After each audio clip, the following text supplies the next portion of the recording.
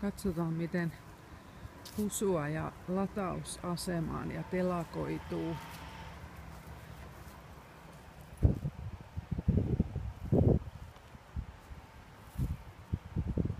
Ei tarvi olla Husun täällä yksin, kavereita on aina 2 kappale ja Husu siinä 3. Okei, ja sitten lähestytään latausasemaa. Lähdetään vähän suoristamaan.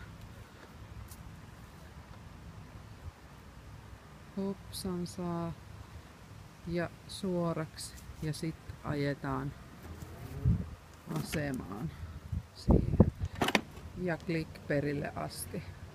Ja nyt se siinä sitten latautuu sen tarvittavan ajan ja jatkaa sitten leikkuutansa kun on valmis. Tällaisessa kunnossa on nurmikko nyt syyskuussa kesän leikkuun jälkeen.